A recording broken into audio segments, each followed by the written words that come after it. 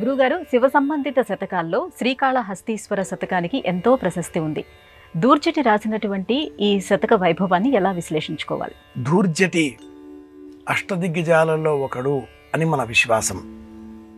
ఈ అష్టదిగ్గజాలందరూ కూడా ఒకే కాలంలోని వారా అంటే అందులో అయ్యలరాజు రామభద్రుడు, అలాగే పింగళి సూరన ఇలాంటి వారి కాలాల విషయాలలో వెనుక ముందులు మనం గమనిస్తున్నాం. రామరాజభూషణుడు, అల్లసాని పెద్దన, తెనాలి రామకృష్ణ కవి, దూర్జటి, ఈ విధంగా ఉండే ఇంతమందిలో అందరూ వైష్ణవ ధర్మాన్ని అనుసరించిన వారే. దూర్జటి మట్టుకు శైవ సంబంధంగా ఉండేటటువంటి రచనలను మనకు అందించి ఉన్నారు. కృష్ణదేవరాయల వారు కూడా స్వయంగా పండితుడై ఆముక్తమాల్యద గ్రంథాన్ని విష్ణుచిత్తీయం అనే పేరిట వైష్ణవ ధర్మానికి సంబంధించినదిగా విశేషమైన కథనాలతో మనకు అందించి ఉన్నారు. ఈ నేపథ్యంలో కాళహస్తీశ్వర శతకం, శివుడిని కీర్తించే ఈ శతకంలో అధిక భాగం వేదాంత ధోరణితో కూడుకున్న వాక్యాల పరంపర ఉంది. అలాగే వ్యాజస్తుతి, నిందాస్తుతి అనేటటువంటి సముదాయం కూడా మనం గమనించవచ్చు. రాజుల్ మత్తులు వారి సేవ నరక ప్రాయంబు వారిచ్చు అంభోజాక్షి చతురంగయాన దుర్గే భూషాదుల ఆత్మవ్యథా బీజముల్ మదిలో వీరిని అపేక్ష చేసి. ఈ ధనం ఇవేవి శాశ్వతం కావు. వీటిని మనసులో నిలుపుకొని ఈ లోకంలో ఉండే వాళ్ళంతా ఎలా ప్రవర్తిస్తున్నారంటే, దినంబుల్ వృధపుర్తురు అజ్ఞులు అకట శ్రీకాళహస్తీశ్వర.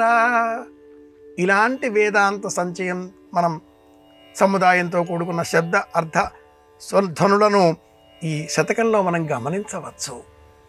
కృష్ణరాయల వారు ఎంత వైష్ణవ ధర్మావలంబిగా మనకు కనిపించినప్పటికీ అన్ని మతాలను సమానంగా ఆదరించిన ఆనాటి భువన విజయ కాలంలో, స్వర్ణోత్సవ యుగ కాలంలో దూర్జటి పాత్ర ప్రత్యేకం. నమ్మిన సిద్ధాంతానికి తగినట్లుగా ధూమ్ సరితేతి అనేటటువంటి కథలను అనేకం వికట కవి కథల్లో కూడా మనం చెబుతూ ఉంటాం.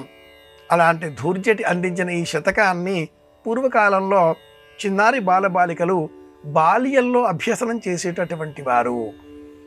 మొట్టమొదటగా కృష్ణ శతకం, తదుపరి సుమతీ శతకము, అది కాగానే దాశరథి శతకము, నాలుగవదిగా కాళహస్తీశ్వర శతకము. ఈ 4 శతకాలు చదివిన అనంతరం ఇంకా చదివే స్థాయి ఉన్నప్పుడు 5వదిగా దుష్ట సంహార నరసింహ దురిత దూర నరసింహ శతకం.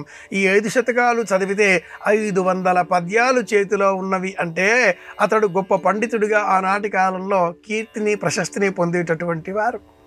ఈ క్రమంలో మళ్ళీ ఈ శతకాలను అధ్యయనం చేయవలసిన అవసరం ఎంతైనా ఉంది. కాళహస్తీశ్వర మహాత్మ్యము, కాశీఖండము, భీమఖండము ఇలాంటి గ్రంథాలను ఎన్నింటినూ అందించిన శ్రీనాథ మహాకవికి కూడా రానటువంటి గుర్తింపు ఒక్క కాళహస్తీశ్వర శతకం ద్వారా దూర్జటి మహాకవి పొంది ఉన్నాడు. కనుక కృష్ణ నిజముగా కృష్ణ అనేటటువంటి శతకంతో ఆరంభం చేస్తూ సుమతి అని చెబుతూ క్రమేణా కాళహస్తీశ్వర నరసింహ అంటూ పూర్తి చేయాలి. ఇంకా వేదాంతం, లౌకిక జ్ఞానం, లోక జ్ఞానం పెంచుకోవడం కోసం వేమన్న శతకాన్ని అధ్యయనం చేయాలి. 100 పద్యాలకు అతీతంగా 3000 వరకు ఉండేటటువంటి పద్యాలతో ఉండే వేమన్న శతకం అతి సముద్రంగా మనం భావన చేసినట్లయితే నదుల వలె కాళహస్తీశ్వర శతకాన్ని, కృష్ణ శతకాన్ని ప్రాచీనులు గుర్తించేటటువంటి వారు. వైష్ణవం వ్యాపించిన నేపథ్యంలో శివ సంబంధమైన జ్ఞానాన్ని, వేదాంతపరమైన జ్ఞానాన్ని మనకు అందించిన మహాకవి దూర్జటి. ఆ గ్రంథం కాళహస్తీశ్వర శతకం.